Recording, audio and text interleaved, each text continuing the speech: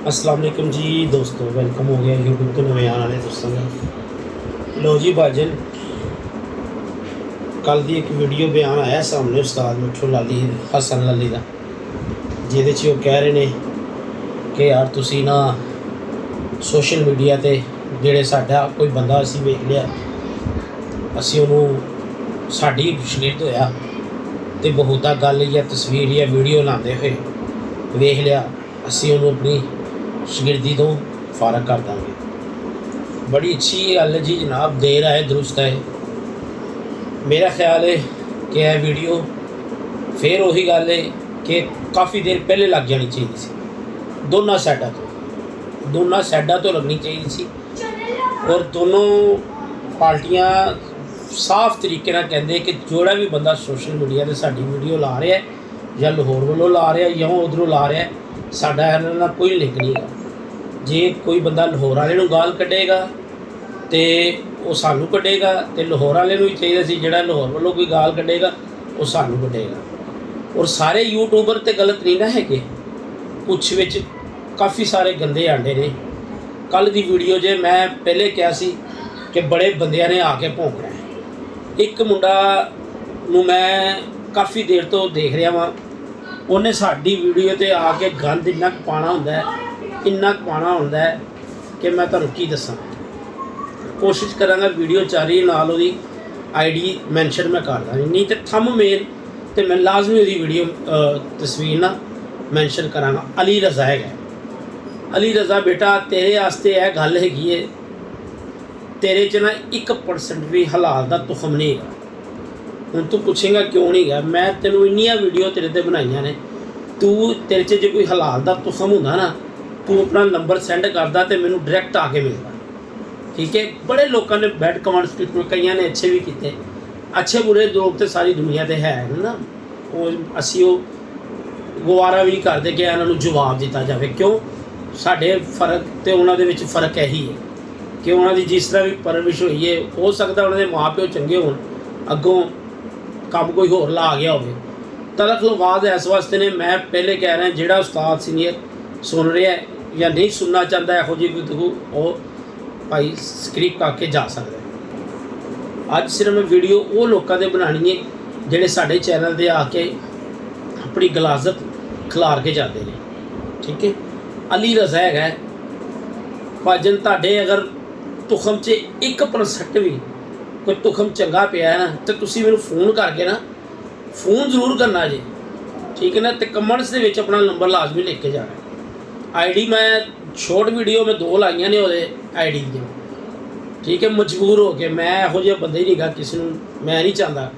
अगर तेरी कोई नस्ल जे है ना थोड़ा जे भी प्रियोरिटी, तो तू मैनूं राबता जरूर करना है, मज़ा फिर आना है। वे कह जी तू कुत्ते तरह आना है, भौंक के चले जाना है, वह फायदा कोई नहीं है, ठीक है। चलो हुण आ जाने लाहौर की कबूतरबाजी वाल ना। भाजन कबूतरबाजी हो गई ख़त्म, बाजियां हो गई ख़त्म।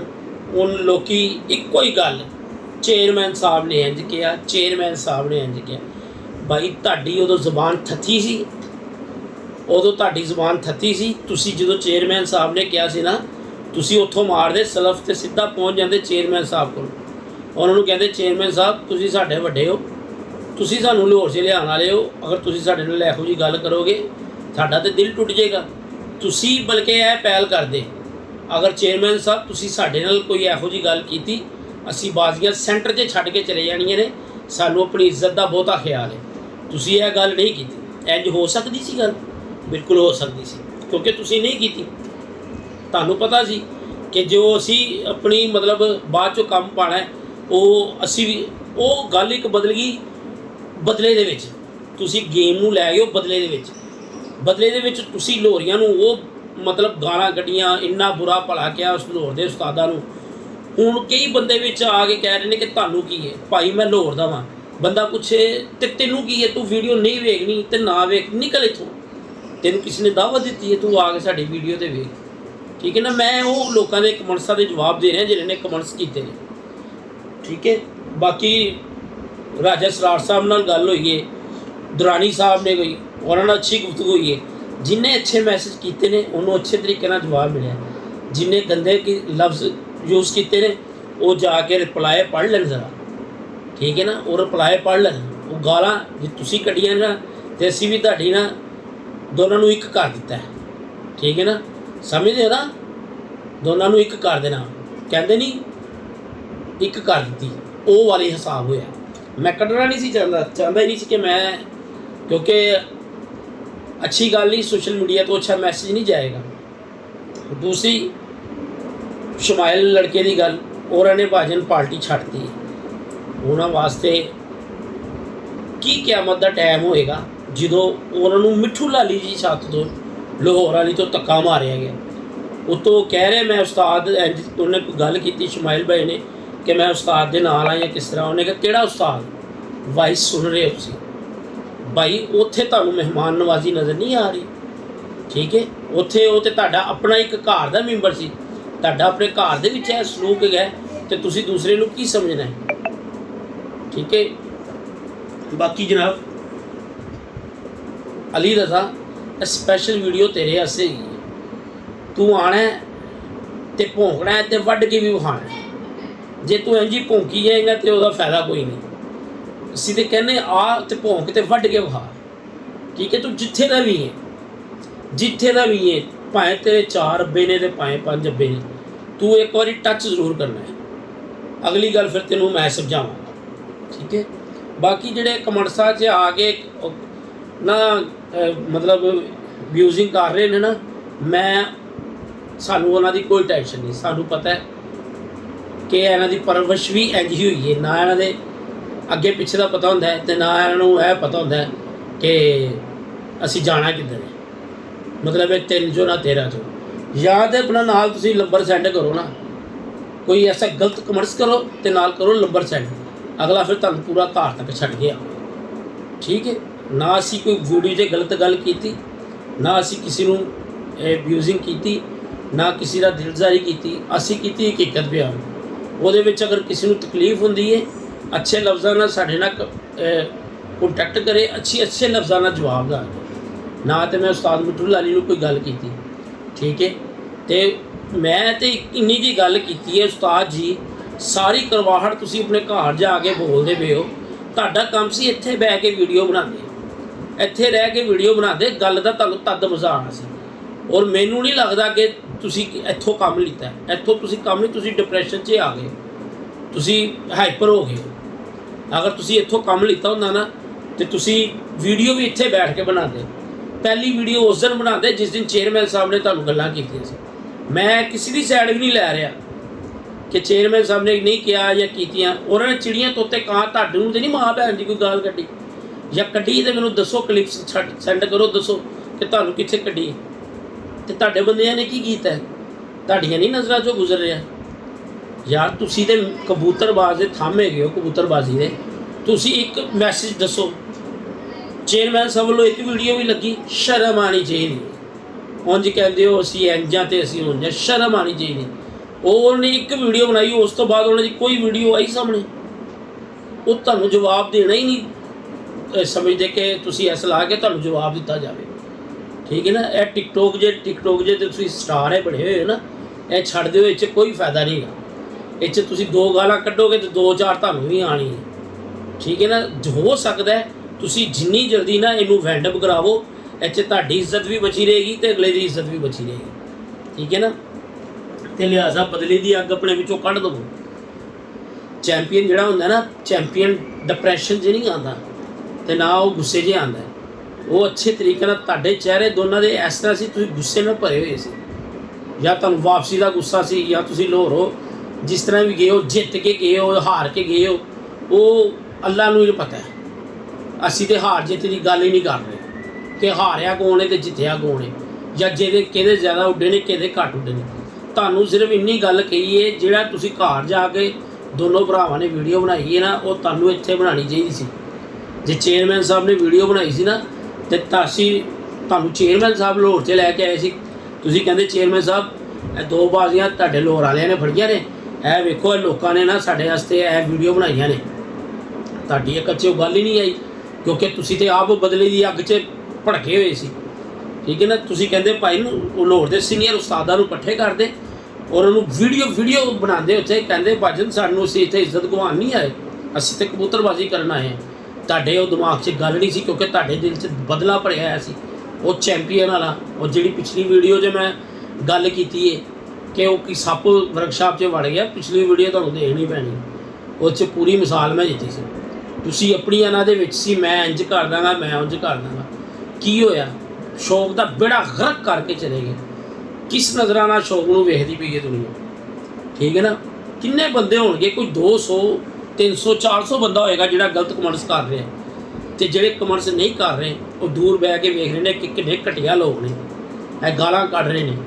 ਅਬ ਮੇਰੀ ਕਿਸੇ ਵੀਡੀਓ 'ਚ ਅਸੀਂ ਕਿਸੇ ਨੂੰ ਗਾਲ ਕੱਢੀ ਇਹਦੇ ਦੱਸੋ, ਠੀਕ ਹੈ? ਇੱਕ ਜਿਹੜਾ ਹੈ ਮੈਂ ਪਹਿਲੇ ਗੱਲ ਕੀਤੀ ਹੈ ਬਦਨਸਲਾ ਜਿਹਾ ਅਲੀ ਰਜ਼ਾ, ਉਹਦੇ ਵਾਸਤੇ ਮੈਂ ਲਫ਼ਾਜ਼ ਮਜਬੂਰ ਹੋ ਕੇ ਬੋਲੇ, ਅਤੇ ਮੈਨੂੰ ਉਮੀਦ ਹੈ ਕਿ ਵੀਡੀਓ ਅਜੇ ਤੱਕ ਪਹੁੰਚੇਗੀ ਅਤੇ ਉਹ ਮੇਰੇ ਨਾਲ ਰਾਬਤਾ ਜ਼ਰੂਰ ਕਰੇਗਾ, ਅਤੇ ਰਾਬਤਾ ਕਰੇਗਾ ਨਾ ਅਤੇ ਇੰਸ਼ਾਅੱਲਾ ਤਾਲਾ ਅਪਡੇਟ ਇਹੋ ਜਿਹੀ ਲੱਗੇਗੀ, ਉਹਨੂੰ ਵੀ ਪਤਾ ਲੱਗੇਗਾ ਕਿਸੇ ਨੂੰ ਕਮੈਂਟਸ 'ਚ ਆ ਕੇ ਕਿਵੇਂ ਗੱਲ ਕਰੀਦੀ।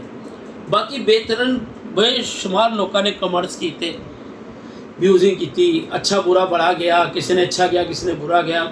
ਕਮੈਂਟਸ 'ਚ ਇਹੀ ਕੁਛ ਹੁੰਦਾ, ਤੁਸੀਂ ਜਿਹਦਾ ਮਰਜ਼ੀ ਚੈਨਲ ਚੁੱਕ ਕੇ ਵੇਖ ਲਓ, ਕਮੈਂਟਸਾਂ 'ਚ ਇਹੀ ਕੁਛ ਹੁੰਦਾ। ਸਾਨੂੰ ਪਤਾ ਹੈ ਅੱਛਾ ਜਿਹੜਾ ਖੂਨ ਹੈਗਾ ਨਾ, ਅੱਛੀ ਗੁਫ਼ਤਗੂ ਦੀ ਪਹਿਚਾਣ,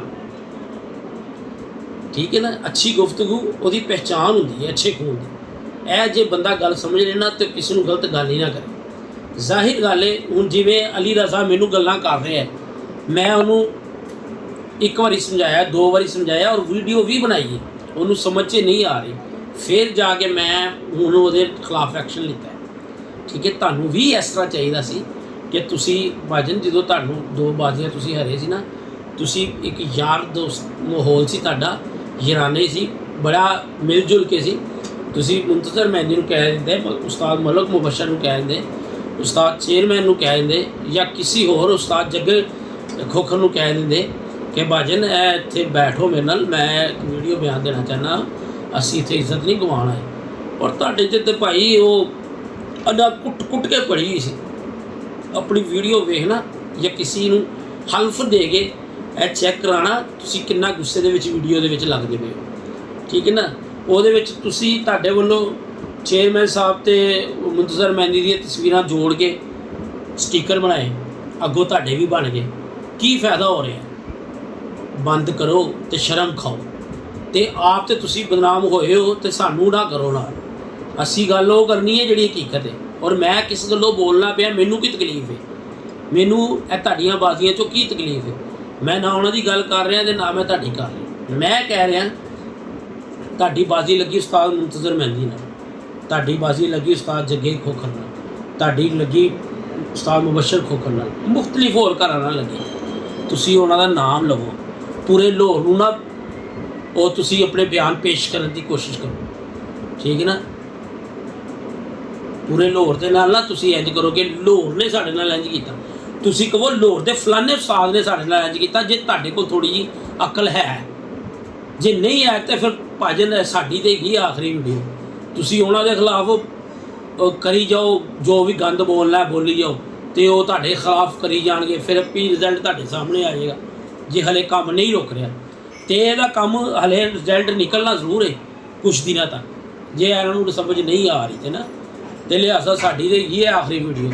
ਸਾਨੂੰ ਜਿਹੜੀ ਤਕਲੀਫ ਸੀ ਨਾ, ਅਸੀਂ ਕਹਿੰਦੇ ਸੀ ਸਾਫ਼ ਸੁਥਰੀ ਗੱਲ 'ਚ ਮੈਂ ਤੁਹਾਨੂੰ ਇੱਕ ਗੱਲ ਕੀਤੀ ਹੈ, ਪੂਰੇ ਲਾਹੌਰ ਨੂੰ ਮੁਲਵਸ ਨਾ ਕਰੋ, ਆਪਣੀ ਜੰਗ ਆਪਣੇ ਨਾਮ ਲੈ ਕੇ ਕਰੋ।